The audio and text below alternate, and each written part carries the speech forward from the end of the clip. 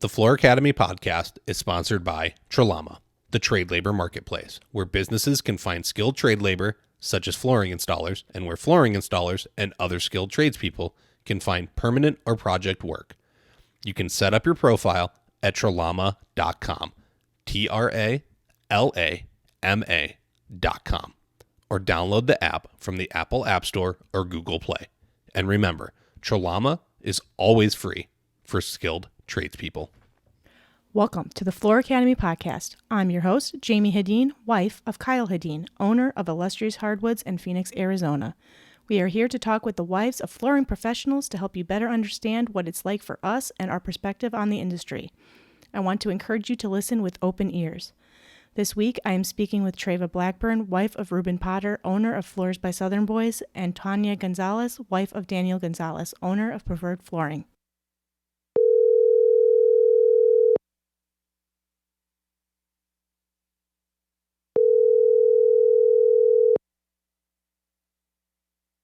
Treva, do we have you on the line? Yes. All right. Tanya, are you on the line? I'm here. All right. Today's podcast, we're going to be hanging out and seeing what it's like on our side of the business and the installer world. So why don't we start by, because I know both of you, and I've met both of you, which was a complete pleasure both times. But we kind of all come from different areas. Like, I'm a stay-at-home mom. I don't really have a lot in the business. I don't really have a lot to say, even though I have things to say. They just don't get listened to. But yeah, that's kind of part of his thing. And I know, Treva, how much influence do you have on your hubby's business? Did you ask me? Yeah, Treva. Well, starting right now, I mean, I don't do a lot. When he first started, I worked with him for several years. Yeah. And helped him with all this paperwork, helped him, do this and that. Went with him to bid jobs, so forth and so forth. And then stayed home and done the watching the clock thing of, dang, when's he going to be home? And now you have your own business that you're running. I do a handful of stuff, to be honest. I do a lot of buy, sell, and trade. I buy pallets, overstock pallets. I go to different kinds of $5 dig stores, turn it around, sell it, make my money back plus, and then I make my Mrs. FBSB Treva Secret Miracle all natural essential oil multi-purpose cleaner. A little plug Jack there. of all trades. Look at you. Plus, keep up with 3 grandbabies. Oh my goodness. And how about you, Tanya? How much influence do you have? Oh, I feel like I have zero influence on Preferred Flooring. Daniel, he co-owns Preferred Flooring with his brother, so that's their thing. And I feel, not that I'm not interested, but I feel like he likes to keep work and home separate. So there will be a lot of things that I just have no idea, and I'm like, well, you don't never tell me, and he'll be like, yeah, I did, I told you, and I'm like, no, I swear you didn't. And it could be both. Maybe he did. I don't know. Maybe I wasn't listening. Oh man, that's men have selective hearing. I feel like sometimes I do too. I would kill to have Kyle separate those things. He comes home and it's just more work, and there's never there's barely any family, just family put aside. We'll have dinner and he'll be on his phone. He's always working. Always. Even in his sleep. He talks about it in his sleep. don't get me wrong. Like Daniel, obviously he's a business owner, and so I feel like it is really hard for him to just leave it at the office. There are times he comes home and I'm like, really? Like you just got home from work and now he's like, well, now I gotta do this on the computer, or I gotta, send these, whatever he does. Sometimes he brings that stuff home and I understand it a lot more now than I did it way in the beginning. But as far as like any sort of say that I have in the business, there's zero of that. But that's him and his brother, and I deal with everything else in our lives. So really taking on his business and wondering what the hell he's doing, I'm good with that. He's got that. If he needs my opinion or ask, what I think about something, that I'll put my 2 cents in, but I don't know anything about anything when it comes to the flooring world. See, I know more than Kyle thinks I know. He thinks I'm completely oblivious and don't pay attention to what's going on, and it's not true because it's in my house. His office is a little blue basket that I got at the Dollar Tree that sits on our couch. That's his office. But my house is full of glue and samples. Like right behind me right now in our bedroom is a whole wall full of samples. Because they don't go anywhere else. So for him to separate office and home is probably a little harder because his office is his home. Sure. But he doesn't shut down. He doesn't. See, that's the same with Rueben. His office is here at home. We literally took a bedroom and made it into an office, and he's the same way. When he comes home from doing his install, he's got to come home and go to his office or his model home that he's built for his YouTube videos, because he has his web store and he has orders constantly coming in. I mean, I'm not saying that's bad, by no means. I'm just saying, but he is constantly, people are, messaging him, asking him questions, because they've watched his video, and he's constantly answering, questions on Messenger, or somebody will email him, or he's filling orders, or it's something, or I've got to do a video. I've got to go in here and edit this video. It's always something. And it's almost to the point where, now that we're here and, our grandbabies live here, which our daughter lives here too. But the grandbabies, for some reason, just cling to us. I mean, not that she's a bad mom, because she's an excellent mom. They just, I don't know, I guess it's Nan and Papa thing. But, well, yeah, you're not mom. Yeah. But it's almost like, he just does his thing. I do my thing. I've got a 4-car garage out here that is packed plumb full of my stuff. He's got the RV garage with his model home in it, where he does his videos. And so it's like we've got our own space, and I just let him do his thing and I do my thing. Yeah, that's the other thing Kyle has. He has an addiction for starting new businesses. So my cat is rubbing against my microphone. He has the flooring business. He has the podcast. He's designed a tool, so he's going to start that. Then he wants this big empire of businesses. And I was just like, how about you focus on getting one going and, make that a success, and then we'll move on. But it's all got to happen at once. And he just keeps going and going and going. And I'm just like, where do we fit in? I will say, though, with Rueben, I'm sorry, I've cut you off. No, you're fine. I will say with Rueben's 6th grade education, because he only went one 6 weeks in the 7th grade. He, at the beginning, I was the one that took care of everything, all the paperwork, all the bills, every single thing. And then we moved to Tucson, and it's pretty much like, you can have it, it's yours. So he took over. And then once we got back here, I mean, it's like he's even stepped up another notch.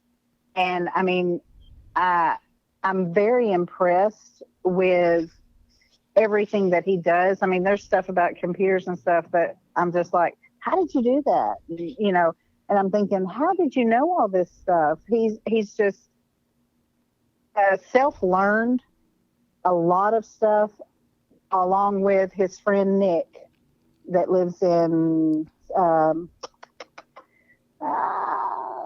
over in California. I can't remember where, but his friend Nick and him, they talk every day, and Nick has helped him with his web store and this and that. But he's really impressed me with a lot of his business stuff that he does.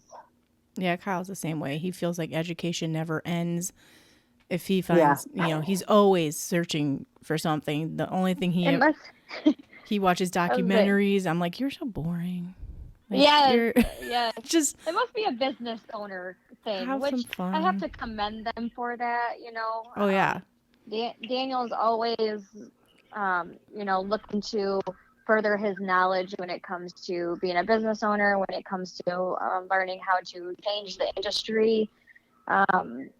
He's part of the Grand Rapids Chamber of Commerce. Their preferred flooring is. So he's always looking for that next step on how to be better and do better. And so I really do commend him for that. Sometimes it does seem like it takes a lot. Oh yeah, for Kyle, to do both for him. But, for Kyle, it's not just a job; it's an interest. Like he loves to learn more and more about it, and he wants to educate other people about it. I mean, that's the point of the podcast, is to educate other people about it. His problem is that he doesn't like to listen to other people. So if they have a different opinion than he does, or they don't agree with him, then he gets really mad. Part of it's because he has a big ego that he likes to have fed and stroked. And if you're not doing that, then he gets very mad about that.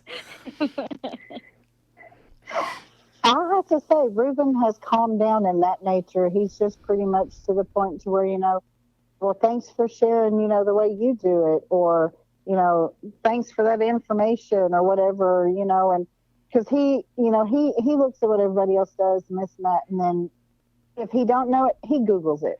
And that's what he'll tell me. Well, if you don't know it, Google it. And I'm like, dude, have you not seen my coffee cup in there? It says, I don't need Google. My husband knows everything. I need that coffee mug. We all need that coffee mug. I Google something like random and stupid probably about a dozen times a day, just because if it's something I'm not 100% on, or I don't really know, or don't know how to spell something, then I Google it. I don't ever ask him because that just feeds the ego. I will for sure always Google before I ask Daniel. If I have to ask Daniel, it's because that's my last option.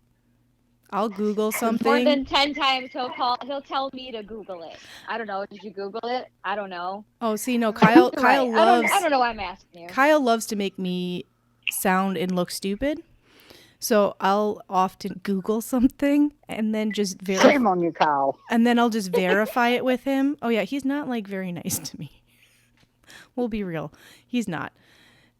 I can't even remember the last time like we've gone on a date or like just spent time together without him being glued to because he's a screen junkie. He really is. When he's not working, he's watching anime. Or like he always has a screen in his face. Always. He goes nuts when we're like camping and he has no service because he's got AT&T and he never has service. And I love it because he has to be unplugged and he's never unplugged. Yeah. Daniel's the same way. Like the kids will just be like, Dad, and I'm like, oh my freaking God, will you put the phone down and look at the child for 2 seconds? Oh yeah, I'm sitting here hearing Dad for 20 million minutes, and you're just still not even looking up. Just look up for 1 second and say what? Oh man, it's the same thing here. I'll be busy and my daughter will come to me with something and I'm just like, you have another parent who's doing nothing. He's watching anime and he's got them being junkies. Like before I started this podcast recording today, both of them were in my face with their Kindles. And I'm just like, I think you two are done with these for the day. But I guarantee they're downstairs right now on them because it's just easier for Kyle to let them have that so that he can be left alone. Sure. To do his own thing. And I'm not. I don't approve. Ruben was like that for a long time. It's like every time he turned around, he was on his phone, on his phone, on his phone. And I'm just like, dude, put your phone down, you know? And he's like, well, I've got to answer these people. And I was like, you're going to have to set a limit. You know, there's got to be a time where you just cut it off, because, you know, somebody from overseas is messaging him at 12 and 1 o'clock, you know, because it's daytime over there. And I'm like, tell him you're in bed. You know, something. He has started since our last grandbaby got here. Because when he and I got married, I already had my 2 kids. My daughter was 3, my son was 1, but he raised them as his own. So they're his, but he never got to experience a baby from birth, because when the other 2 were born, we were in Tucson. Well, we moved here, and the last one was born, and oh my word, that baby has got him wrapped around his little finger. Oh, our daughter has Kyle. He is finally at the point where he will set his phone down, because he's like, this is precious, Treva. He's like, we can't never get this time back. And I'm like, you know what? You're right. I wish Kyle would see that. They're growing up fast. I find myself being busy because I'm trying to get my stuff done. Mine takes a little bit longer than his, so I'm trying to get my stuff done, and then it's like I could wait till they go to bed, but then the baby sleeps with us, so I stay in there. So if he does wake up, Ruben don't have to get up. So I mean, it's just like there's not enough hours in the day. Yep, and I feel like there is not enough hours in the day. I can definitely agree with you there, Treva. Nope. And these guys don't see the sacrifices we make for those kinds of things. Of they don't have to wake up. My daughter is 9, but she goes through spells where she doesn't sleep through the night, and I get up every time. Even when they were babies, I got up every time. He never got up in the middle of the night. And it was because he worked and I didn't. So I would let him sleep. And he's always like, just wake me. Like, he lets the kids sleep in our bed on Friday and Saturday nights. And it drives me nuts. Because when I come to bed, I want to go to sleep. I don't want to move children. And he's like, just wake me up. I'm like, you know how impossible that is. He's giving you the option, but I don't feel like getting yelled at. It probably doesn't work. I'm an insomnia person, so I don't sleep a whole lot anyway. It's nothing for me to be out here in my building at 3 or 4 in the morning because I couldn't sleep. Oh, I have the same problem, but when it hits the time where I'm ready to sleep, that's what I want to do. And I don't want to be moving children who one, I can't pick up anymore because they're 11 and 9. And 2, you know, they're dragging them out of bed and trying to get them to walk to their bed, and they just want to stay there. And I'm like debating every time, do I just want to go sleep in their bed because it'd be easier? Yes. As a matter of fact, I refuse to let children sleep in my bed. There are some exceptions where they feel sick, whatever. But we bought our daughter.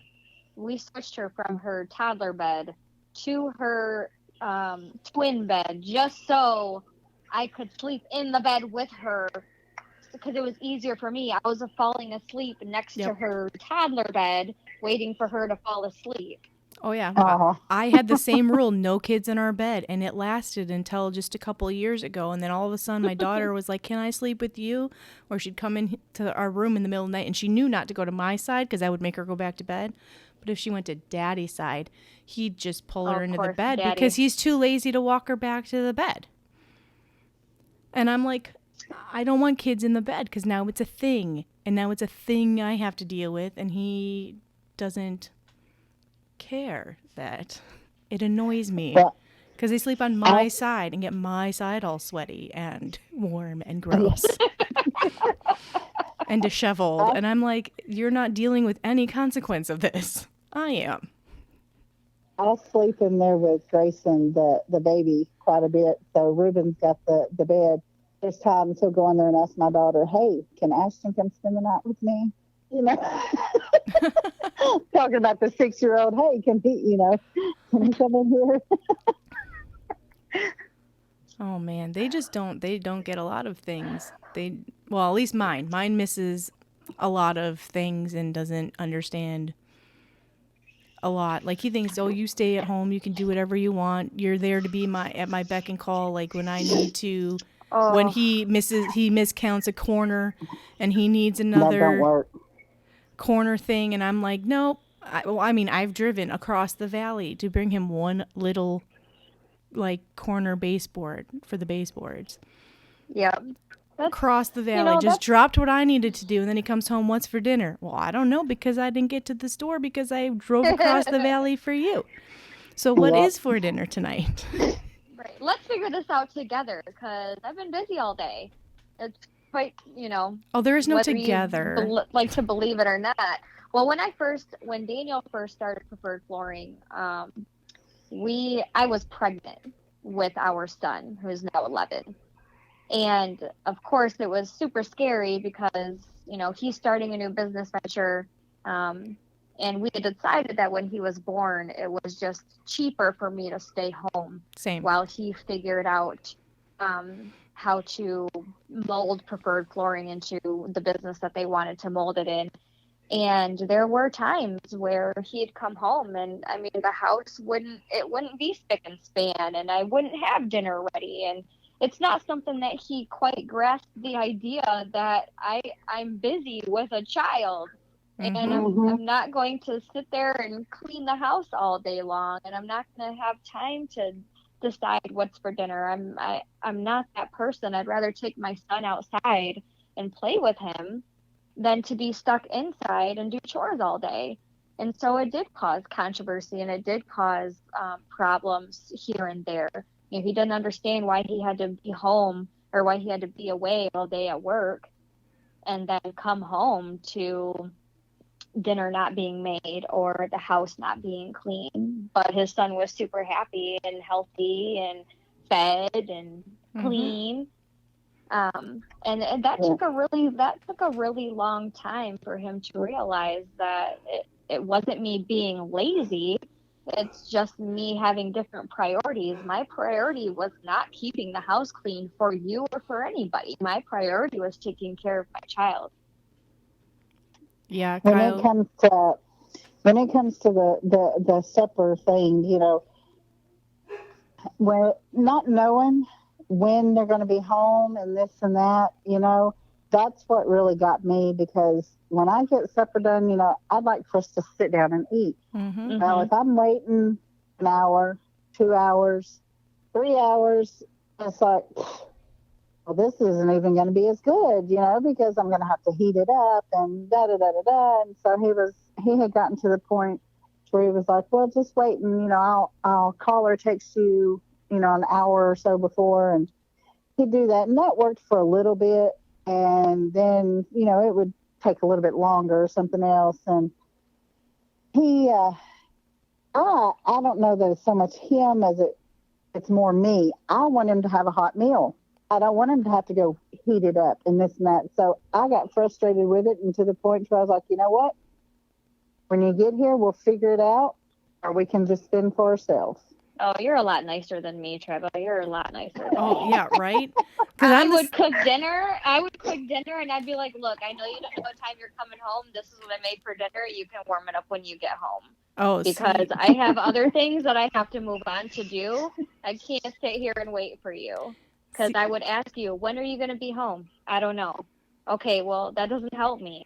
Help you with dinner. I'd love to try and make it nice and hot for you, but I'm not going to have you call me when you're 20 minutes away from home saying, okay, you can start to make dinner now, when it's already, and this was when we first had our son. And so I wasn't working at the time. And so we were used to having dinner at a decent time.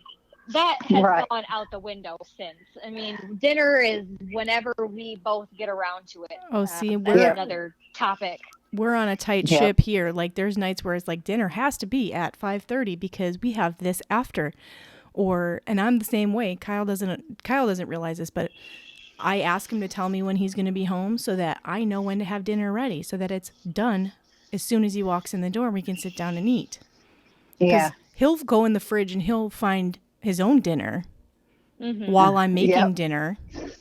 when I don't know when he's going to be home. And he thinks I'm just being obnoxious and just want him home. And I'm just like, no, it's because I'm trying to plan when to have dinner on the table so that you walk in the door and it's like 50's wife and I have that dinner ready for you, hot and ready to go when you walk in that door.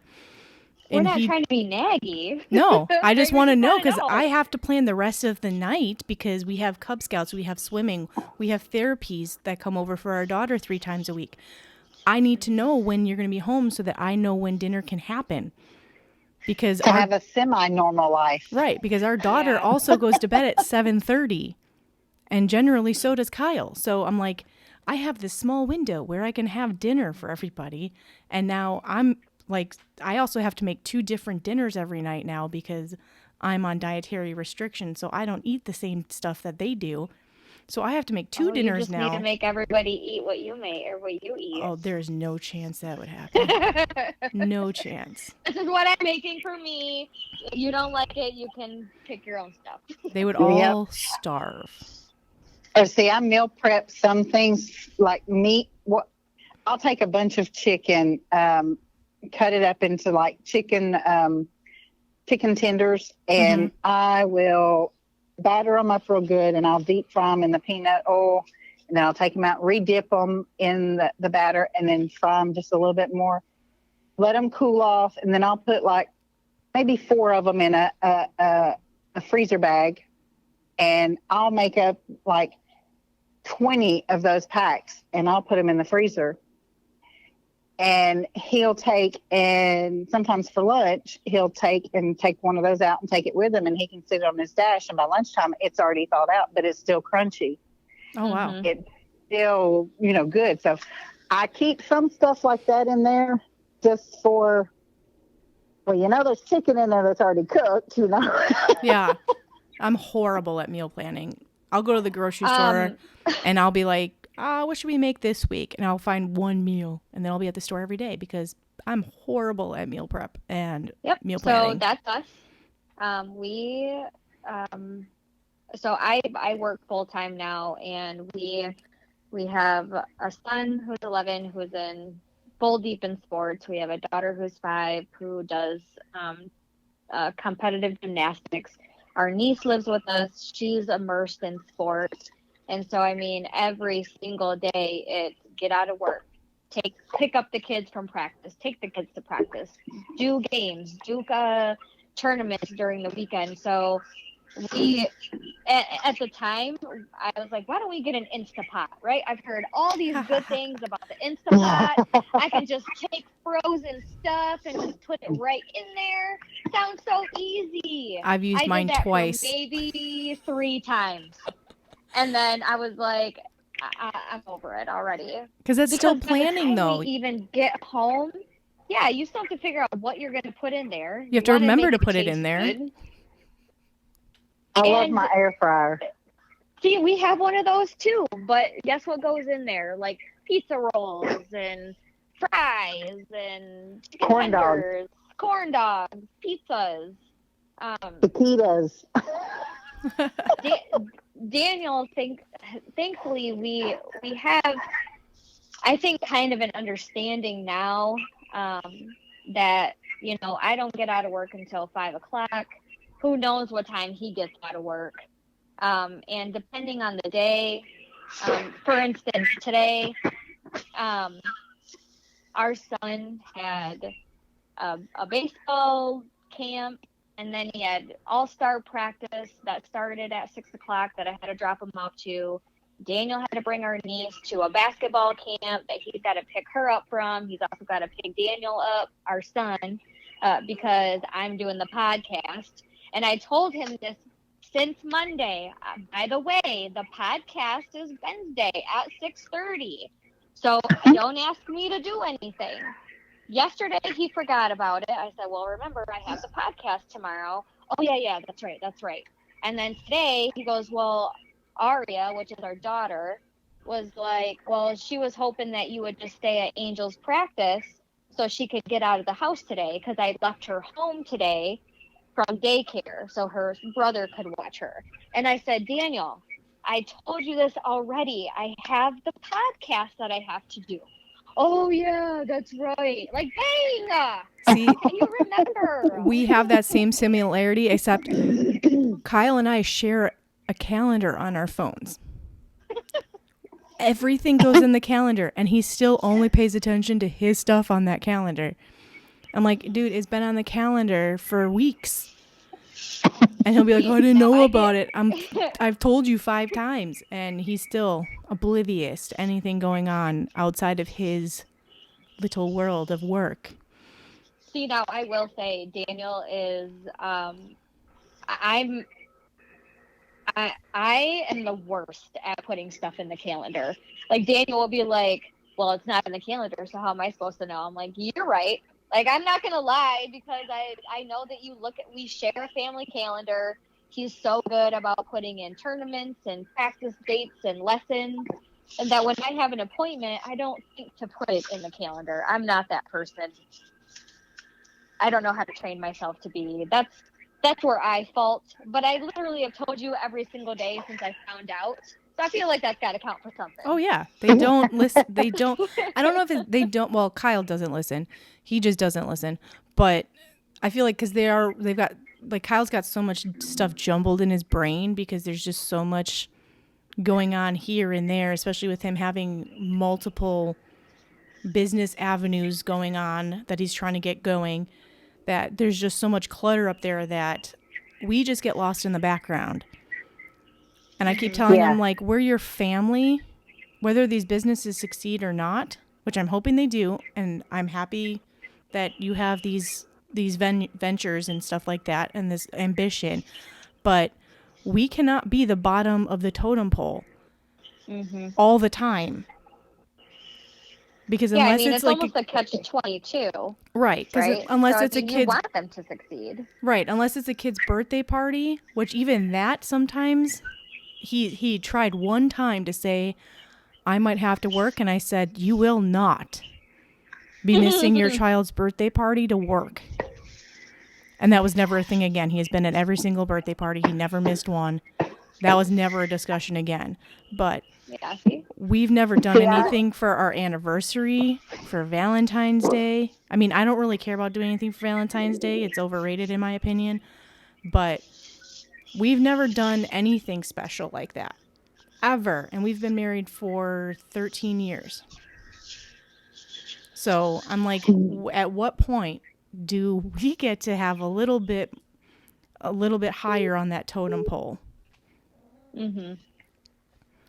But his priority is always the business and earning the money. And I think a lot of that has to do with he worked at a very snotty, hoity-toity country club when he was very young. So he got a very unrealistic idea of what the world is like with money. And he's been obsessed. Well, he also grew up on the poorer side with a single mom and who is also very, very cheap and frugal. So I think that has a lot to do with it, that he's just like, I know what it's like to not have. And we didn't have for a long time when we were first married. And so now he wants to grab every bit that he can. And I'm just like, you can't enjoy the children for, you only have so long to enjoy them as children. I think that as the wives of this whole business side of things, it's nice to always, they might see it as nagging some of the time. But I feel like it's my job to keep you grounded. Like your mind will just get away with what you're focused on, and I can appreciate that, because I know that deep down inside you're trying to work hard for your family, and I can see that. But you're not going to have a family if you don't balance everything out. Yep, I try telling whether that or not to Kyle. I have to help you figure that out, then we can do that. But you're not going to sit there and, there have been times where Daniel's like, well, I got to do this, or I got to stay late. And I'm like, okay, but, when you get home, like, then I want your attention. Well, and that's the thing is, like, I understand when the job goes wonky and, you know, the 8-hour day turns into a 12-hour day. Like, I understand that stuff happens. And you got to do what you got to do. You got to keep your, you know, your customer happy. But like I said, he never shuts off. Mm-hmm. It's like you're working all day from the time you wake up till the time you go to bed. Your phone will ding at 3 a.m. and you will answer it because someone's messaged you on Facebook. Like, who does that? But I totally know what you're talking about. There's got to be boundaries. Right. There's and I'm just like, boundaries, I understand you're not 9 to 5, but you could be, you know, 6 a.m. to 8 p.m. And then, I mean, by then your daughter's in bed already and you're going to bed. So where's the family time? I mean, if we get dinner that every night, that's something, but you can't put your phone down at dinner. And it's not even talking to clients. That's the part that irritates me the most. It's him talking to everyone on the flooring groups. He's got a better relationship with those guys, which of all the guys that I've met off of those flooring groups, they're amazing. And I can see why he wants to talk to them. Sure. They're supportive and they understand what, like, his side of things of what they're doing. But I tell him almost on a daily basis, you have like, to make time for family. I'm like, I told him last night because he really made me upset last night. So I was like, we're not your trophy family for you to trot around to make yourself look normal.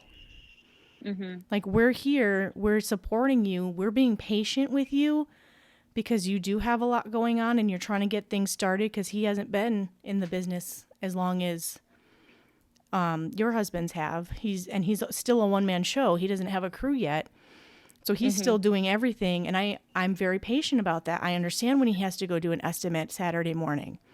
That's fine. But where's the cutout time for the family? And I was impressed that when we just went to Vegas, he cut some time out for us, which was cool. But yeah, I'm not going to stick around if it's going to, be you irritated because I need you to put the phone down for 20 minutes so we can eat dinner. He's come home from work and he sat in his truck for an hour talking on the phone to, whoever about nothing really important just because he didn't want to come in the house. And to me, that's offensive. That's offensive. Rueben's been in the business about 30 years. He's been doing floor covering about 30 years. My cousin is the guy who actually, before I even had met Rueben, taught him how to do flooring and so forth. And I met Rueben when he was 17 and I was 21. And like I said, I already had my 2 kids. And when he turned 19, he was like, let's move in together. I'm me, a mother of 2. I'm like, I don't know how this is going to work. You're young. Are you sure you're wanting to step out on that limb and take on all this luggage I got, you know? And so from 19 until now, he's worked on his own. And I will say, when he first started, like I said, I helped him a lot. There were times that I was like one of the guys, and he would have to call me just to lift a huge roll of carpet because the guy that was working for him couldn't do it. Nice. So here I am, dropping everything. I would go, do, or hey, sweetie, I need this. Can you bring me this? Yes, just like you were talking about, Miss Preferred. You were talking, no, Miss Podcast was talking about that. About going down in the valley to take in a corner piece, I've done all that. I worked with him. I don't even know how many years I worked with him as his helper. And then we moved to Tucson, and, that was completely away from my family and everything, which we moved for a change of life because I was an alcoholic. I was a pothead, all of that. I was bad. But I've been clean since July 12th, 2012. Yay. Yeah. But once we got there, I didn't know anybody, and he worked all the time. all the time, and I was at home by myself, and it just got so lonely and this and that. And I was like, I need time, one of those things. Let's balance it out. Mm-hmm. I'm by myself. Well, we moved here, and he's like, it's going to change. Everything's going to be different. And, sorry. He's like, everything's going to be different. And it, starting off, it wasn't much different because he was trying to get his studio built, and he was trying to get, his web store built, and yada, yada. And then once the last grandbaby came, he has finally started making that time of, okay, we're going to sit down, we're going to put our phones down. We're going to have this time. It may be an hour.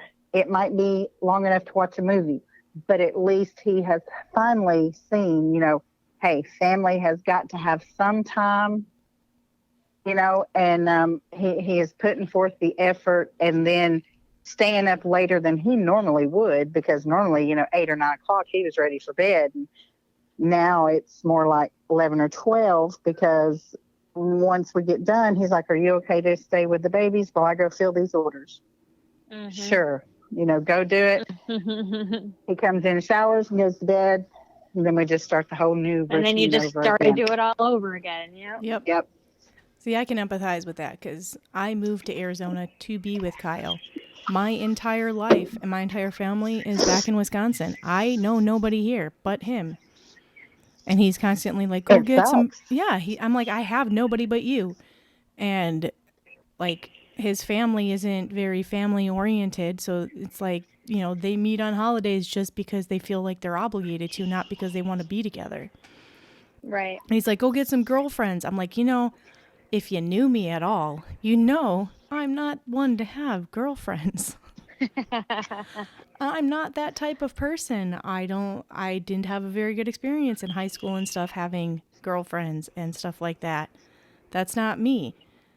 And I'm like, I moved here to be with you, and the last thing you want to do in your day is spend time with me. So that's, to me, is like a big problem. And now he's taken over his life with business, and that's his new wife. And that is rough. I can totally sympathize with you on that, because when I was there, we had the people we went to church with and stuff, but nobody came to our house and visited, or nothing like that. Yeah. I was always at home by myself, and it was just like, I just want to go back home to Tennessee. Yeah, there's no support system when you're by yourself. Yeah. And I lean on him for that, and he doesn't support like anything that I do, because he always has his opinion of how I should be doing it and how I should be doing it better. And like, I tell him all the time, because he wants to open a shop, like, I can run the shop for you. Well, you don't know anything about flooring, blah, blah, blah. I'm like, you've been running a business out of my house for about 3 years. I've been listening.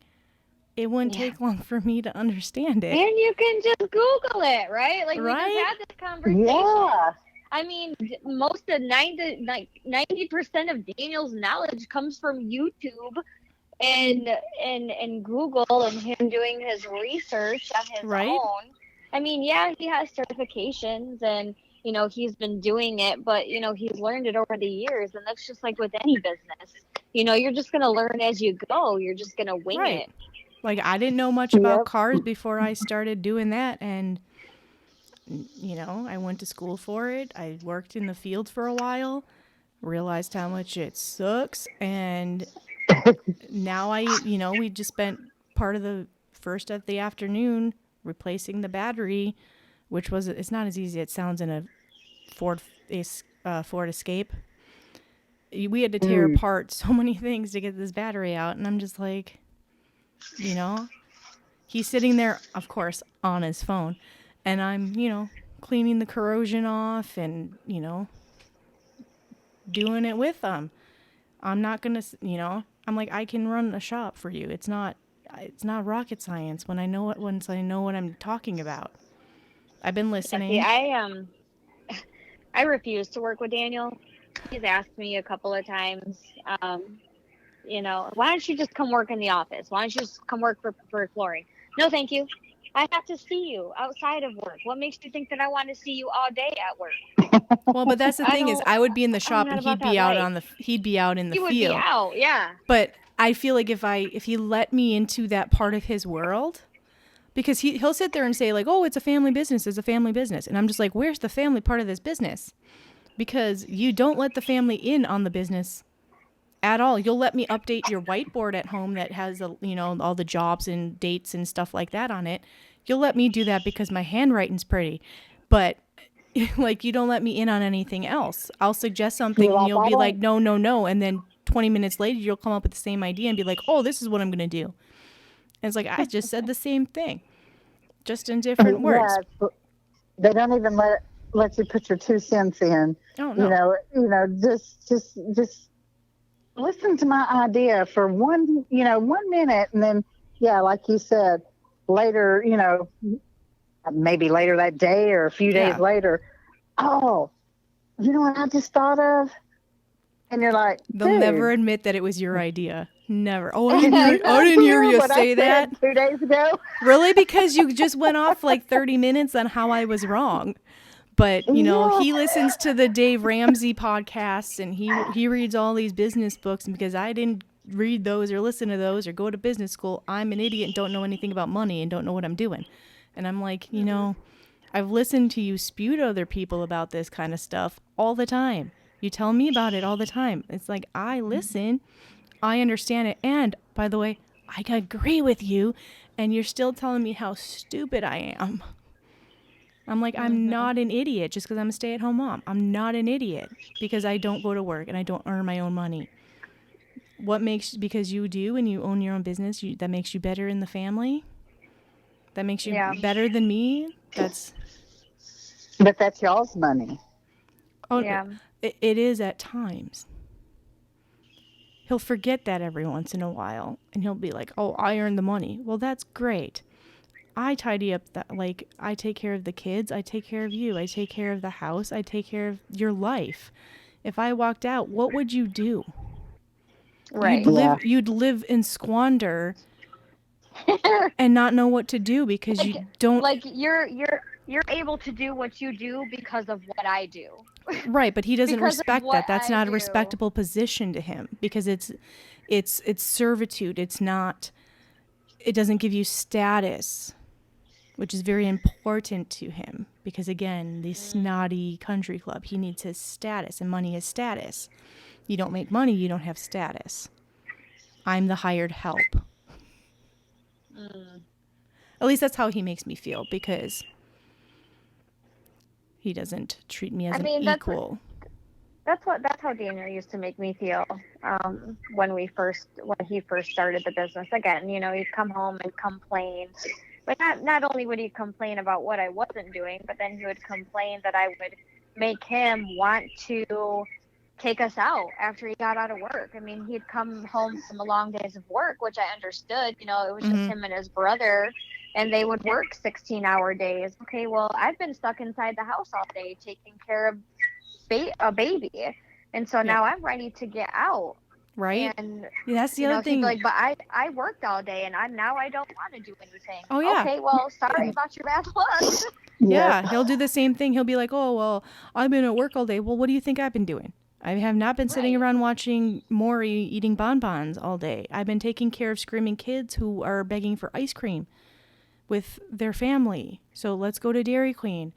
Oh, well, maybe this weekend. And then I have to listen to 4 more days of kids asking for ice cream because my daughter doesn't understand that she's been told that she could have it on Saturday, and that's 4 days away. She wants it now because she doesn't, she doesn't understand that. And it's like, well, you don't have to sit here and listen to it for 12 hours every day about how the girl wants ice cream. Well, then take her for ice cream. That's not the point. She wants Daddy to take her for ice cream. She doesn't want Mommy to take her. Daddy said we were going for ice cream. Yes, she wants all of the family to go for ice cream. Me taking her for ice cream is not going to let this scenario go out of her head. You can chisel out the 20 minutes of your night and take us all for ice cream because that's what your family needs right now. We need that little bit of time.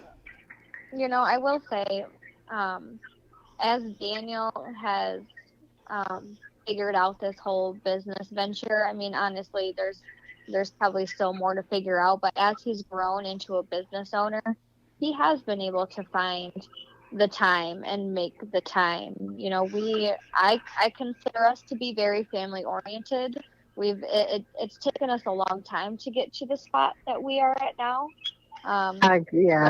But a lot of that has to do with, you know, I mean, life makes us spend time together the way we have planned it out. The sports that we're in makes us spend weekends together. The fact that his brother and his sister are both a part of Preferred Flooring. We spend a lot of time together, all three families, and all kids spend time together. But it wasn't always like that. It was always, you know, not being able to see each other's side in the beginning. I couldn't see why he was working so much when all I wanted him to do was be home, and he couldn't understand why I couldn't see that. I agree. I was the same way. I didn't understand it. I was like, why do you have to be gone so long? Why is it taking so long? And he's like, well, I don't know what I'm going to run into. You know, once I take the floor up, you know, if the floor is rotten, I've got to replace it. And that takes time, you know, and I'm just like, well, you know, and, but I'll agree with you on that. Rueben is more family oriented now that he has progressed and gotten better at his web store and his YouTube and the working and all that. You know, he knows more what to expect, and he's got more of a routine and, you know, so forth. One thing with us, though, is probably people probably think, well, that's odd. You know, we're married, been married 21 years, been together 26 years. And we have separate bank accounts. You know, I have no clue what kind of money he's got, how much money he's got, nothing like that. I have nothing to do with that. My bank account is my bank account. If I need the electric bill paid, I'd be like, hey, this is due this date. I need the money, and he'll get me the money. I'll pay it. You know, we totally have separate bank accounts. I mean, like I said, a lot of people think, well, that's odd. Well, so do we. Daniel and I also have separate bank accounts. I mean, he has access to my bank account. That way, if he ever needs to pull money out, he can do that. I can't view his bank account. And I'm pretty much responsible for paying for the kids' sports and paying for medical bills. And again, if he needs money, then he takes it out. But it wasn't always like that, because I was a stay-at-home mom. And so, you know, it did make me feel some sort of way about always having to ask for money, even though I know damn well that I was just as deserving as the money he was earning as he was. Oh, see, he complains all the time, because I'll be like, well, because we put everything on a credit card so that we get the cash back for it, and then we just pay off the credit card twice a week. We pay off whatever the balance is, and he gets mad at me. I'll be like, my credit card's up to like $500. Well, why is it so much? Money's going, like, why are we spending so much? I'm like, because you all are home right now, and you're eating a bag of Doritos for lunch. Those bag of Doritos cost $4. $5. Yeah, and I'm like, because I'm spending $200 every time I go to the grocery store almost, and I'm going to the grocery store twice a week because you guys are just plowing through this food, and I keep telling you guys need to chill on the food. And he's like, but we have the money for it. We can eat whatever we want. We could just go buy more. But then when, you know, it's time to pay the piper, then, you know, then we have a problem. And I'm like, you need to understand that you're sitting here saying, you know, it's okay, but then you're saying it's not okay when it's time to pay up. Not okay. And I'm overspending, and I'm like, you know, even though we do have money now, better than we did before, I'm still a cheap ass. I will not buy something if it's not on sale at the grocery store, like the Doritos. If they're not on sale, I generally don't buy them, especially because I know it's gone in one sitting. And he doesn't understand that I'm trying to do this so that, because we've been the past couple of years focused on paying off student loans, paying off the house so that we can move into a bigger house, because we outgrew this house about 6 years ago. So I'm trying to be frugal, and he's sitting here being like, oh, I'm going to buy this, $2,000 camera to play with. And I'm like, come on, bro. Like, what do you want? And I know that feeling. I'm like, which one is it? You get to play and I get to pay. Like, I don't get it. Go ahead. Or he can pay to play. Or he can pay to play, and if you pay to play, well, but his excuse is that, I need it for the business. I'm going to use it. It's for work. Yeah. I'm going to take it to the job, and I'm going to take pictures while I work, but it's never left this house to go to a job. Daniel bought a drone, right? Like one of those really expensive drones. And I looked at him like, really? Really? Like, what do you need a drone for? Well, I can take picture, whatever he wanted to do. Yeah. But whatever it was for, I was like, I know damn well you're not going to use it for that. I Right? know damn well you're probably only going to use it a couple of times and you're going to be done with it. I mean, That's how long I it's can been hover sitting over- in the box for. I It's been in can the box hover for a over the while. carpet. to be You can fair, hover over the carpet and get a good picture. right? But you can do that. You don't need a drone for that. Just like he didn't need this. I was I like, know, couldn't I'm you? just- I was like, couldn't you get a cheaper camera? Because then it was like, the $1,000 camera or whatever. Then it was like, I think there was 2 different lenses that were hundreds of dollars or $1,000. And I'm like, you're not even using it. But to be fair, he did work enough in the past year to pay off both of our student loans. They both got paid good. off in the past year. So, I mean, can I complain? No, because I just went to the store because I've been losing weight. I just went and bought some new clothes because nothing fit me. So, I mean, Good for you. Yeah, That's what you awesome. need to do. I mean, felt bad doing it because I don't like spending money, especially on clothes. It drives me. I'm so cheap. I can't, like, $50 on a pair of jeans. Like, no, not this person, not this lady. I'll go to Target, but I didn't even spend that much, and I felt horrible because I'm like, I knew he didn't have a lot of work right now. I know we're still trying to get out of debt. We're trying to, earn money for buying a house. I don't justify buying that stuff. What you need is what you need. Well, that's what he tells you me. didn't. He's like, it's something you You need. need it because your clothes are not fitting you, so that's a necessity. Necessity is necessity Right. is But I still feel bad about, like, the kids needed, new shorts. And I'm on Amazon, like, I'm not paying $20 for a pair of shorts for my daughter who's going to, ruin them in the summer. Children's Place. Oh, Order them off Children's Place. Oh, yeah. Very, yeah. very good prices. But I'm just like, I am such a cheap ass when it comes to buying things that he's See, just now like, then- we have money now. It's okay. We can buy the Die Hard battery with no sweat. And I'm just like, yeah, but do we have to? Right. Well, when Rueben- Daniel, when I didn't have my bank account, I felt the same way. I'm like, well, maybe it took me a long time to realize that when I wanted something, I was deserving of what I wanted, whether or not it was a $50 pair of jeans or it was a whole new wardrobe.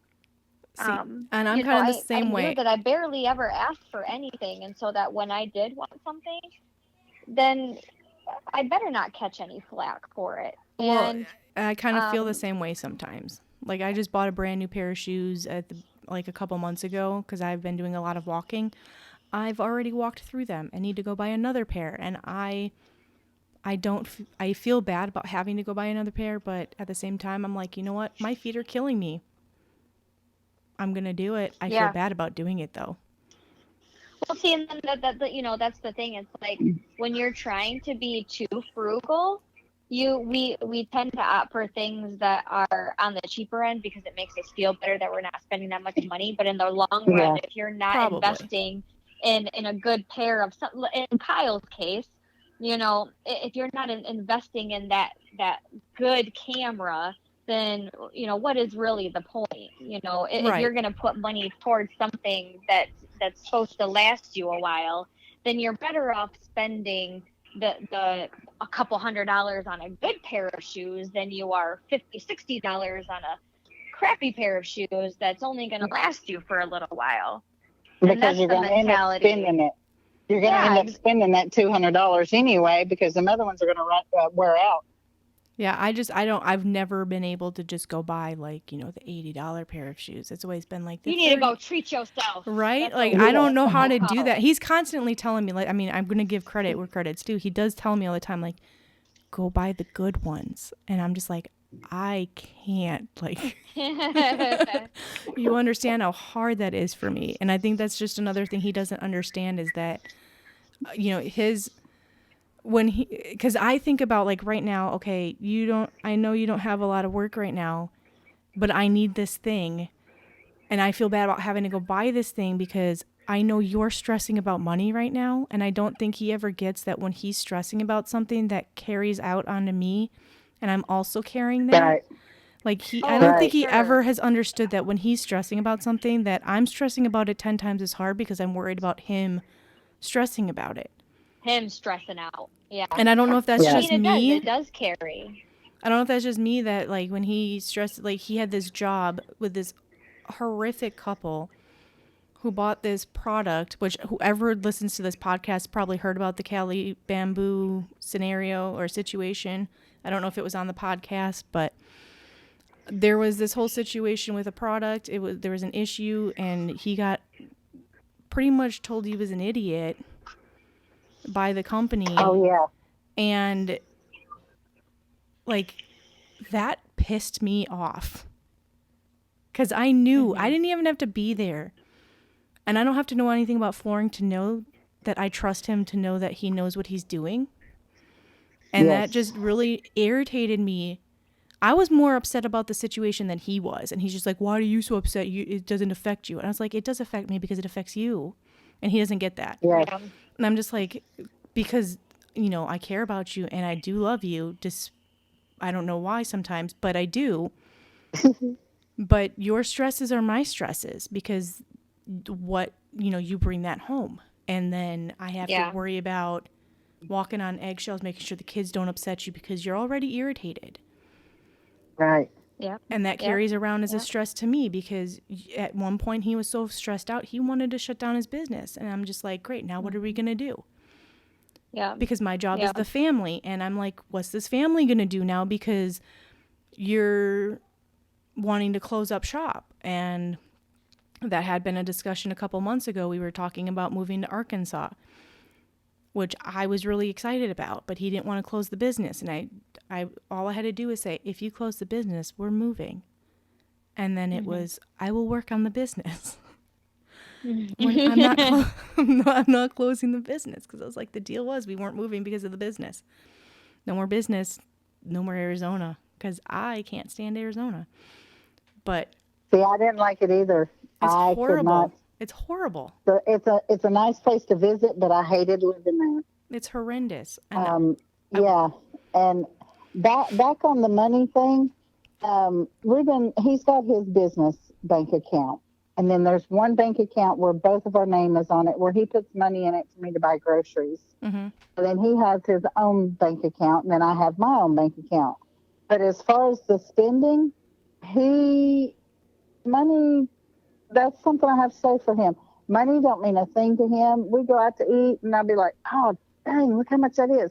If that's what you want, get it. It don't matter. Don't look at the price. Just look at what you want, but he's another one, though. He is, I don't know, he's got, I think, 2 very expensive cameras. He's got the expensive big spotlights, the tripods, the expensive lenses, the gimbal thing for whenever he spent like, I think $500 on a gimbal. And I'm like, are you serious? We're all the time getting packages on the back porch, and I'm like, what in the world is this? Right. And he's like, and they think we're the high maintenance ones. Yeah. Right. I mean, there at one time we were getting 3, 4, 5 packages a week, and I'm like, well, how much did that cost? Oh, don't worry about it, or, well, it was only this much. I'm like, only this much? Right? Okay. He started this podcast and he bought like a whole little like soundboard for it. And I was just like, why? Yeah. Start off small, see how it goes. And currently I'm hooked up to this portable thing right now. He gave the soundboard to my brother-in-law because he doesn't use it. I'm like, why? It's such a waste of money to me. Like, there's cheaper ways to do this. He's like, I want it to sound good. I was like, then that's the thing with him, though. It's like, if it's not done perfectly and it's not done right and it's not done high end, it's not done right. It's not, it's not the Kyle way. And I'm just like, we don't have to be bougie. We're not you guys have met us. We're not bougie people. Oh, that's what I tell Ruben. I'm just like, you know what? You know your money situation. If you've got it, okay. Sometimes it does get under my skin because I'm like, dude, you need to, slow down. Yeah. You've bought this tool and this tool and this tool. Tools I don't care here, about. $500 here. But this is stuff. He's like, but it's going to make my job a lot easier. And I'm like, at first I'm like, oh, and then I'm like, okay, I do want his job to be easier, Yep. Like a month ago, Kyle was like, oh, I've got this hard thing I got to do. And I don't remember I think it was like cutting something. He was 3 stories up and he's like, I could go buy this tool that could do it, but I'll barely ever use it. And I was like, how much is the tool? And he's like, $40. I was like, go buy the tool. You're $40. $40. You're squabbling over $40. I will say this, that, Daniel, he's really good. Like, I trust Daniel when he says that he needs to, for the most part. There are some things where I'm like, really? But, he is very, if I'm going to buy something, then it needs to be the best of something. If I'm going to invest in something, it needs to be the best of what I invest in, because I know that I want my money to go into something that A, is going to have a warranty, B, it's going to last me a long time.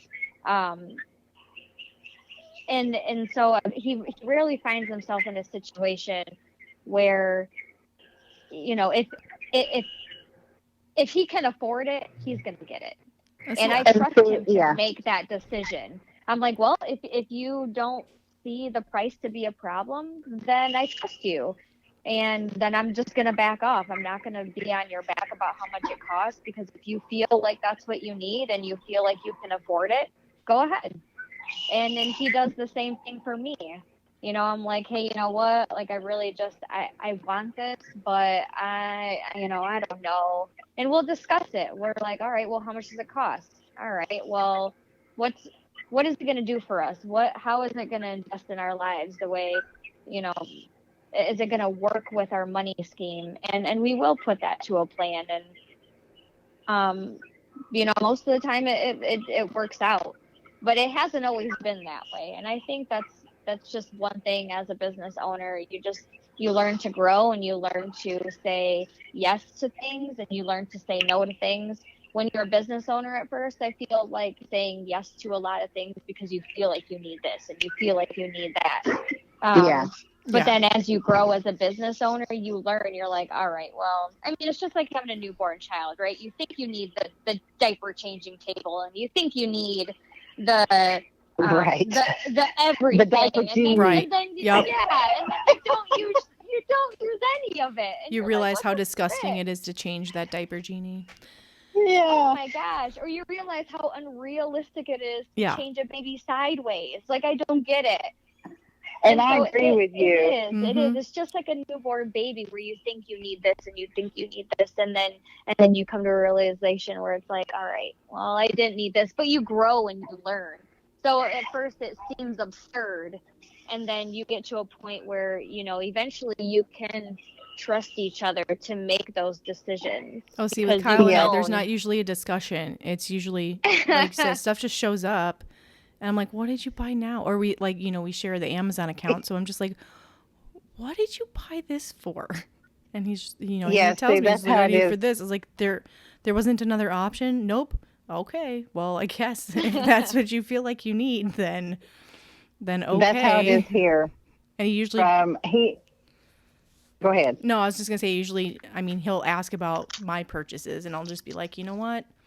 I liked the sunflower bag and I wanted it, and it was $20 because I didn't buy the $50. You should get it. I wanted the $50 one, but I got the $20 one, and I'm gonna be happy with it. He's like, it doesn't seem like it's you, and I'm just like, It's because you don't know me. Yeah. See, and that's how it was here. We had packages just constantly showing up. And I'm like, what? And I was the same way. What did you buy now? What in the world? What could you possibly need? You have got every tool there is. Well, this and because, it'll last me longer, and I get that. I get that now. You do spend a little bit more because if you buy cheap ones, they're not going to last, and you're just going to end up spending what you paid for that cheap one plus to get something else. I understand that now. But yeah, there's no discussion here either. It's just like, well, and when it comes to his tools, it shows up on the door.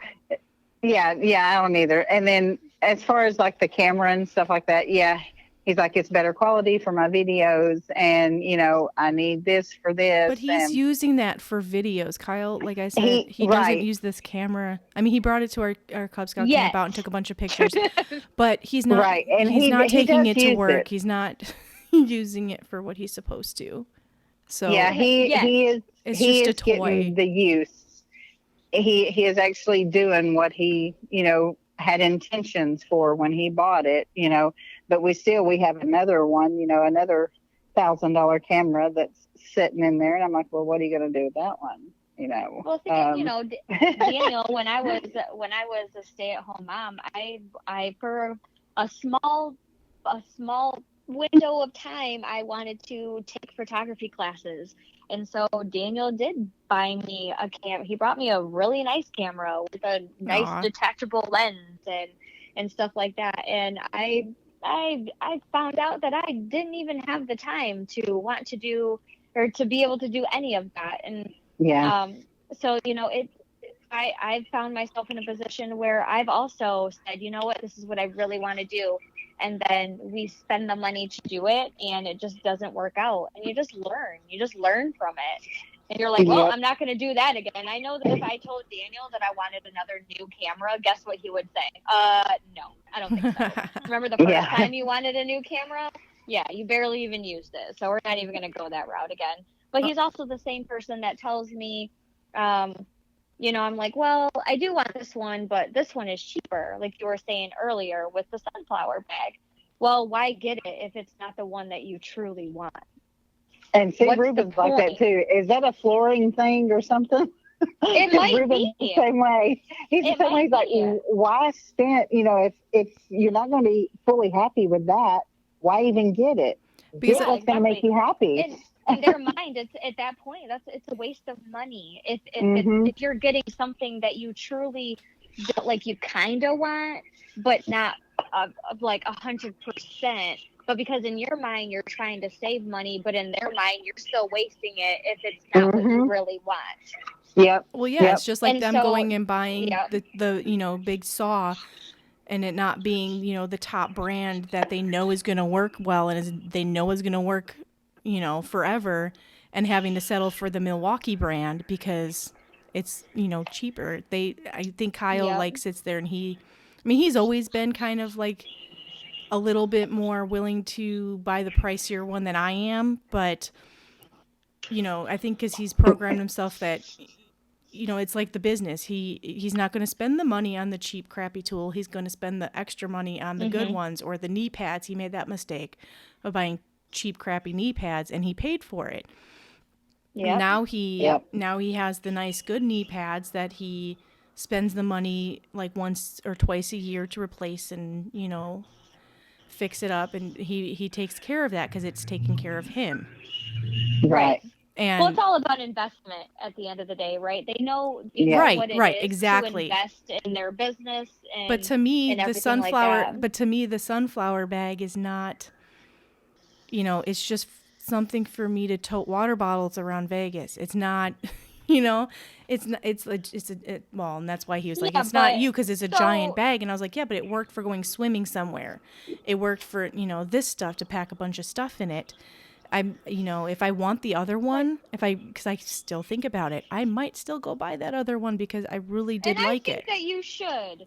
So listen, at the end of the day, I know we're talking about investment, and investment to one person might mean, like how much are you going to use it, or what does it really bring to your life? But honestly, investment also has to deal with investing in what makes you happy. Happy, yes. It doesn't have to be all about money and is it useful. At the end of the day, it's I want this bag because it might bring me some joy. Right. And so I'm gonna get this damn bag, even if it does cost $30 See, more. and because the other one was a purse. That's gonna make me happy. The other one was a purse that I would use every day. This one was, I was looking for something that was a bit bigger so that, when we did go to Vegas and I needed something for the poolside or for carrying, like I said, carrying water bottles or things that we bought, that I could just stick it in there. A $20 bag was sufficient. Mm-hmm. And it worked. But then that's always you thinking about what's sufficient. And then, it would be nice probably to get into a certain mindset, not all the time, and it doesn't have to be every single time, but to be okay with the fact that you're investing in something strictly because because you want to. I'm so bad about stuff like that. If I bring something home, my daughter is forever saying, "That's been on sale, huh?" I'm like, yep, it sure was. Because like them Doritos, if they're not buy 3 and you can get them for $1.99 each, I don't get them. Yeah. See, and I'm the same way. Kroger's has always got them sales. If you buy 3 or more, they're $1.99. Yep, because I'll stop buying. But if you buy one, it's going to be the regular price. I'm like, I won't buy. Oh, no, see, I made the mistake of buying Meijer pretzels. So Meijer is our local grocery store, and I made the mistake of buying the Meijer brand pretzels because they were on sale, and I brought them home, and my husband was like, these are not whatever brand he buys. And I'm like, I'm sorry, pretzels are pretzels. Like, what the heck? Apparently, according to him, he can taste the difference. I don't know. I can't buy generic cereal, and I cannot buy anything but Kraft Singles or Kraft mac and cheese. If I buy anything out of those, I can't. They won't eat it. Or Jiffy peanut butter. Oh my gosh, you get Kyle on Jiffy peanut butter. If it's not Jif, don't bring it in this house because it's not allowed. He will throw it out. I'm one of those. I'm forever looking for the deal. I go to every time there, and when I go to a store, clearance aisle, where you at? Right. I wanna, hit it. But I have really bad OCD, and if people see my little, my room that used to be a garage, it's closed up. Back when all this pandemic started, and they're like, "Where's the toilet paper?" People would have honestly thought that I was a hoarder and that I had went out and bought it all because I probably got 15 or 20 packs, but I keep that.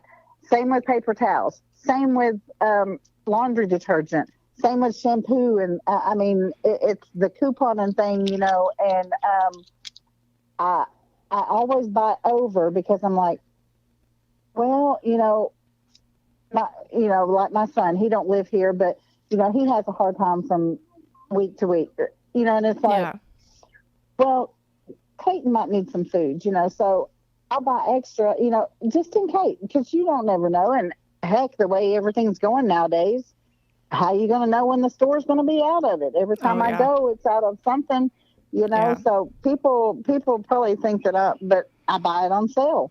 I wait till diapers go on sale and I get them on sale. I mean, like dirt cheap. We have a certain store around here that, they normally have like a $5 a bin. And I'll go in there, and the lady's gotten to know me so well. Just like today, I got 3 packs of diapers for my grandson, and she charged me $5 for all 3 packs. Oh, wow. I look for the deals. I'm forever, and then I'm the same way. I'm like, why pay that much? When you can don't go have get to. the bin store and I can get it for $5, right? But Kyle's like, oh well, we're here right now and it's right there, so let's just buy it. And I'm just like, but I can go to Target tomorrow and get it for half that price.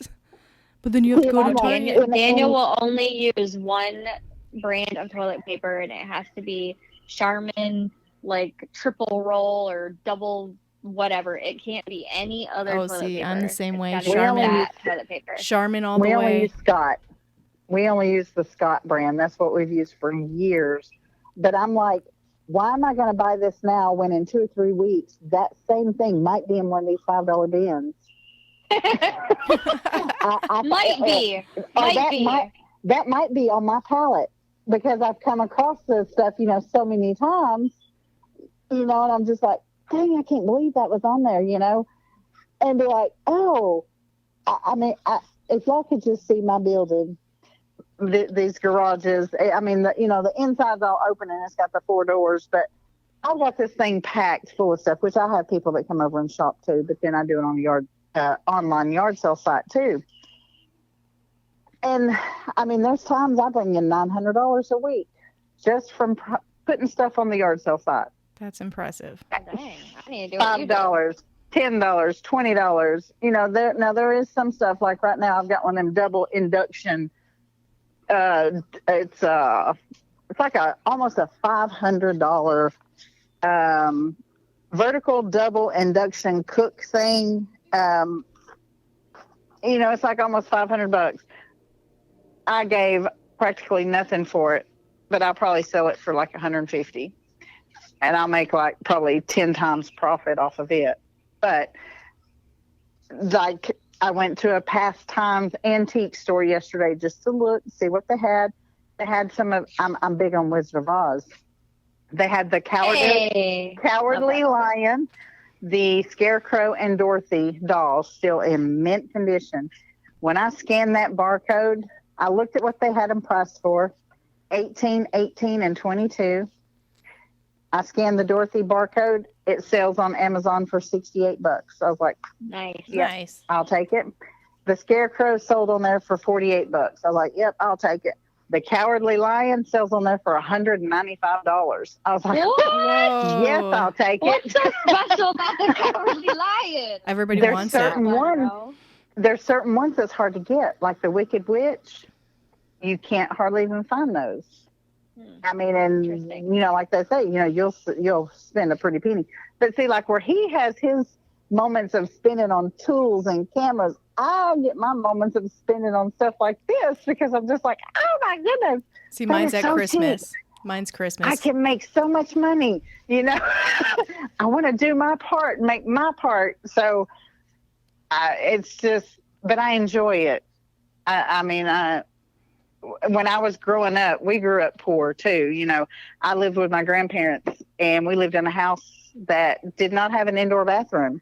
We used an outhouse and we had an old deep freezer that didn't work with the lid. My grandpa took, my papa took the lid off of it. We'd fill it up by the well house. We'd use that as a bathtub, of course, with clothes on, but we'd go dumpster diving. And if we found a doll in the dumpster, we thought we was in hog heaven. It was, it wasn't nothing to go to the creek, and my papa would go under the water, stick his, he'd go up under the bank, hit an air pocket and wait, and he'd come out with a snapping turtle attached to his hand. We'd take that turtle home and have turtle soup. Oh my gosh. So I guess, and Rueben grew up the same way. He's one of, is it 9 or 10? 9. He's the 9th one. He's the 9th kid. And it was just his dad being a preacher, an evangelist. His mom always stayed at home. So, his mama, she was smart shopping, and, I think that's kind of like with him now. He's like, just enjoy life. Just have fun. Don't worry about the price. If I can do it, we'll do it. Eat the cake. Buy the shoes. Yeah. We just went to Gatlinburg. Last week, and the money he spent on those grandbabies, oh my goodness. From this theme park to this theme park to, you want to do this? You want this? Let's go in the store and buy some, with not a care in the world. But he's got a huge heart. I mean, I will give him that. He does. He has a huge heart. And wants nothing more than to see those babies happy. Yeah. There was a point in time where when got off subject there. No. When Daniel first started the business, he was obviously at a point where, he broke down and cried because his credit score wasn't good enough to even get us a set of couches. And so not only did we find ourselves not being able to really afford much, but he was also struggling to make sure that this business succeeded, not only for him, but for his new family that, we were trying to get ready for. Mm-hmm. Right. And now that he's gotten it to a place where it's pretty successful. And a lot of people in the flooring industry know Preferred Flooring. They know Daniel. They know what he's trying to do and bring to the business and bring to the industry. It is nice to see him be able to say yes to things when I've seen the look on his face when he couldn't. Right. Yep. And so it's heartbreaking at times. Yeah, absolutely. Or it was. And so now, like I said, it's all about, it's that trust now, because I seen the look on his face and I seen him turn stuff down when he knew deep down inside he couldn't afford it. And so now when he does say, yes, buy this, or I'm going to get this, or we are going to get this, I trust him. I trust him to know that he can afford that now. I know I've been happy. Go ahead. Sorry. Yeah, nope. Go ahead. That was going to be the end of it. I was just going to say, I know I've been happy to where, like, here, these last few, like the NFIC class and the CF, the last two CFI classes, Ruben's went to, it's not been an issue at all, of, well, I don't know if I'm going to have the money to go, or, it's because he is good with the money. He is. And, before, it'd be like, I'm going to have to do this extra job or this extra job so I can take that money, to do this. Yeah. But, now it's like, it felt good to just not have the worry of, I can go get this certification and I can go do this and I can do this. And it's all because we're both sober now. Before we spent all of our money on alcohol and weed, but he's got a very level head. And I mean, I'm very proud of him for that, because he does provide for not only he and I, but we help our son, we help our daughter, we help our grandbabies. I will say this.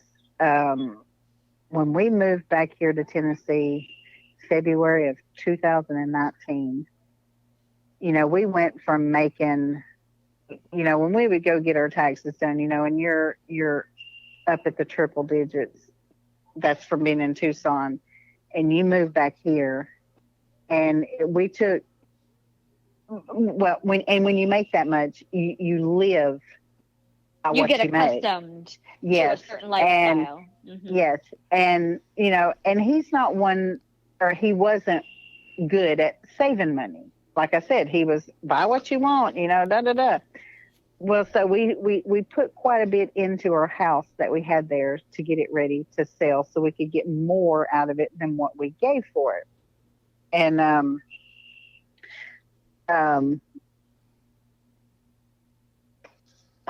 I just lost all train of thought.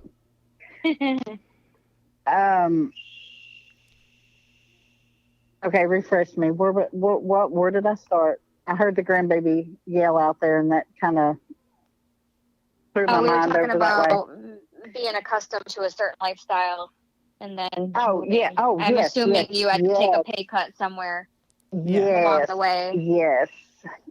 Thank you for reminding me about that. Yes, when we moved here in 2019.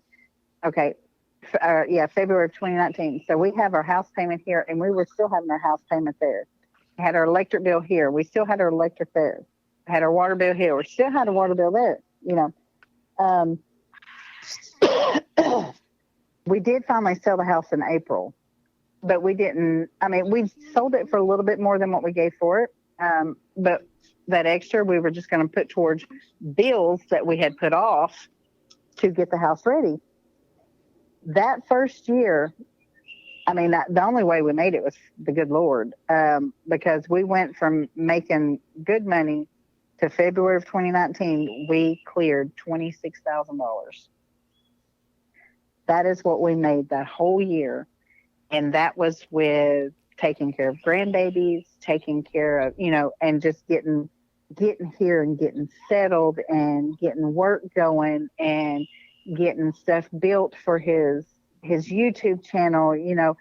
We didn't make nothing that year, and it was just like, holy smoke, how in the world did we make it? Yeah.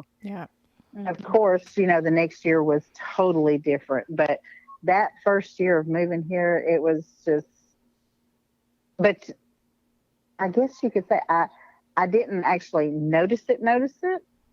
I guess because he managed the money better than what I thought he could. I don't know how to actually say it, but I mean, he managed it well, because I wasn't doing my buying and selling and stuff like that then. Yeah, he readjusted well, it sounds like, Yes, he did. And I don't know how we'd go to that now. The huge pay cut he took from Tucson to here, we're still getting used to it, but I will say that since he's gotten his certifications, the store that he subcontracts out of, because of his certifications, that guy has raised his pay, I think like almost $3 on carpet, I think. Mm-hmm. And then, but he's also went ahead and raised the other installers too. Yeah. See, and that's another part, that's another hard thing that they invest in, that it's hard to see the picture in the long run. Daniel, he's always having to go to get certifications or, drive to, and not too long ago, they went to Pennsylvania to get a certification. And now he just told me today that they're planning on buying tickets to go to the CFI convention in August for a week in Florida. And I was like, okay, you're going to just leave me here? Like, I get what you have to do, but of course I'm going to be selfish a little bit because I don't want to hear that you're going to go to Florida, CFI convention, which, let's be honest, it's probably going to last for a couple of hours during the day. And then you're going to have all this free time to do whatever you want. It's really not. I went to the one in August that they had in San Antonio, Texas. And they have stuff throughout the day, different classes that you can attend to. All different events going on. So it is a pretty eventful day. And then like the last day or so, they have it where you can go in to the vendors and walk around. And I know at the one at San Antonio, there were bukus of vendors there. There were a lot of vendors, and you might have just saved his life, Treva. You might have just saved my husband's life because I was about ready to murder him. No, seriously. And I was fixing to say, I'm sure Ruben's going to go to it, so we may get to meet Daniel, because he's all into it, because that's our first trip there, which was August of 2019. That's what got him interested in getting his certifications, and he's just been all for it. And, he supports it. And of course I support him with it. But there's a lot of knowledge at those conventions. Yeah. There really is. There's a lot of knowledge. A lot of the so-called old timers there, teaching. Yep. And Daniel's trying to bring more of the knowledge to the convention. And like I said, Daniel's end game is to change the industry. It's to change the way it works as a whole. Same with Kyle. I try to be understanding with that. And I know I've heard him speak to Kyle about what he wants at the end of the day. Is for everybody to come together as a whole to be Right. to be knowledgeable, to know what you're worth, to know that, you know, certain things work and then certain things don't work, and everybody needs to be on the same page in order for this industry to grow together. And I try my very best to understand that, especially when I hear him listen, or when I hear him talk to Kyle about it, because honestly, that's the only time I ever really know what at the end of the day, that's what he really wants. He doesn't discuss it with me because I have no idea what he's talking about.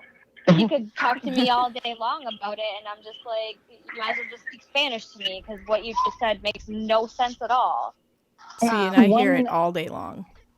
Yep. And so when I hear him talk to Kyle about it, I'm like, oh, okay. Because when he talks to Kyle about it, well, then he kind of has to go into detail a little bit more, right? Because he has to explain to the people that are listening that might not really fully understand what he's saying. So I'm like, oh, okay. It's like, that makes sense. And so as a spouse, it's really hard for me to be on board with that sometimes, because there's always going to be that selfish part of me that doesn't want him to go places, but because it's more inconvenient for me than it is convenient for him to be able to go out and venture and do better and be better for himself and for his company. See, and I get so selfish I always because have to bring myself outside of that. I do the same thing, but it's because usually I want to go too. Right. Well, I want to go to Florida too. You just made me take a week off to go to Vegas. I mean, he didn't make me. Don't let me lie to you. He didn't twist my arm. I wanted to go. But now you're telling me now you're going to Florida. Right. Well, and now I want to go too, but I can't. I just took a week off in June, and now you're telling me you're about to go on another little venture in August for a week. I know. See, we didn't go to Vegas because we had our trip already planned for Gatlinburg with the babies. But like Jamie was saying, though, that the people like on the Flooring Installers of America, you know, with Dan Churchill and I know him by Meg's Installation. I'm ashamed that his. Is it Danny? I'm ashamed. My mind just went blank there. But all of those guys, they're so supportive of each other. You very rarely hear anybody dogging or, you know, putting anybody down. They're always, just like Floor God says, we rise by lifting others. Sure. And you know, and I see that a lot with a lot of the people with the CFI and the, you know, stuff. I see that a lot in that industry. And, you know, of course, you know, on his YouTube channels, you've got people that's, well, I wouldn't do it that way. This is how I did, you know, and I tell him, I'm like, you know what, everybody's got opinions, and you've always got that one person that is going to, you know, be like, they're stuck in their own ways. Oh yeah. Yeah, you know. So I mean that is one thing about CFI and the Flooring Installers of America. I see a lot of we rise by lifting others. You see a lot of camaraderie, right? Because they all want the same thing in the end. They all want to be, you know, charging the same amount. You know, you can't have one company charging dirt cheap while the other company is trying to strive and charge what they're worth. When you know, you see that the other person is going to go for the cheaper, they're going to go the cheaper route. And I see that Daniel's trying to fix that. And every time I see him talk to somebody that knows what he's talking about and they have a legit conversation about it, you know, then it just confirms more that I just need to trust his process. And, you know, still at the end of the day, it's trust the process. Trust that, you know, what he's trying to do is make a difference. And even if that means I have to let him go to Florida, and, you know, I told him he can't come back to Florida if he can't make me a stay-at-home mom. Like, he needs to come back from Florida with a new job title or something, and so I can be a stay-at-home mom, or else not come don't even bother coming home. That's fair. So I'm hoping he works that out, because you're gonna go away to Florida. You better come back with some good. That's fair. But on that note, because I agree that there's a very good network of the guys supporting each other, and Yes. I find it amazing and fantastic, and I love that they're all working together. They're all trying to get on the same page, and they do call each other when they need something. And that, I guess, is the job of us wives, is to be the supportive backside that no one ever sees, no one really ever hears, and not even our husbands always understand. But I think we got to wrap this up because we are well over an hour and a half now. We're the silent fan club. We are the silent cheerleaders of the flooring industry, and hopefully this will help get us some recognition and understanding by We're rooting you guys on. others and our husbands and each other. I think we deserve our own group. I think so. I think we deserve our own podcast, because I want to do this again. I think so. So, let's make that a I'm thing. really sad that I didn't get to talk about my pet peeve with Daniel, with how he always looks at the floor everywhere we go. Oh my gosh! I didn't get to talk about that. Oh, we can do a whole that was one podcast thing- on that, because Kyle that has was the same one thing on my mind. Yes. Absolutely. Yes. Absolutely. Anywhere we go, he's got me I doing agree. it. I'll walk in I somewhere and be know. like, this is horribly stair-stepped. And it's awful. I know. Don't I've done you see it the too. seam? Don't you see the Oh. seam? I'm like, Daniel, I'm literally just walking. I don't give a about the seam. I don't give a crap. I don't give a crap about that gap over there in the corner. Like, I don't care. Right? We'll be out to I dinner don't and his care. eyes are glued on the floor. And I'm like, I The other know. way.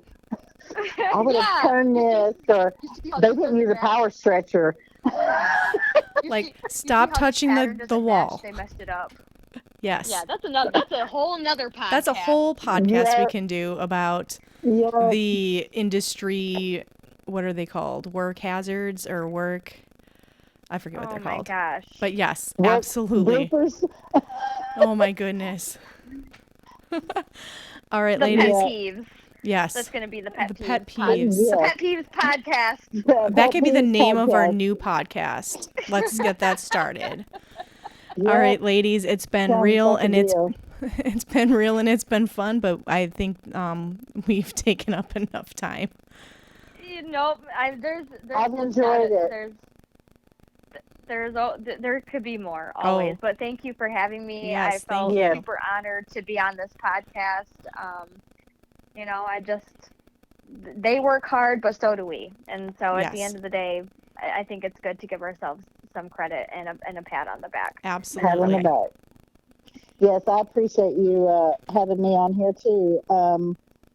I've really enjoyed getting to know you better and meeting you, Tanya.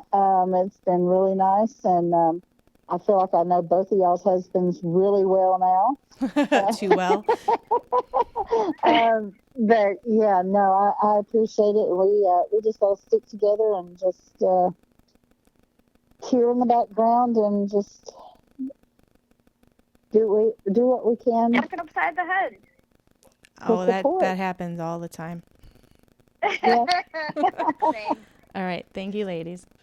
That's all the time we have for this week. To keep the conversation going, head on over to the Floor Academy Facebook group. Be sure to subscribe so you can hear each and every episode. We can be found on Apple Podcasts, Stitcher, Spotify, iHeartRadio, Google Podcasts, and most major podcast directories. Don't forget to leave a review and let us know what you think about the show. If you would like to be a guest, have questions or feedback, you can email us at flooracademypodcast@gmail.com. You can help support the show by becoming a patron over at www.patreon.com/flooracademy. Remember to learn well you earn.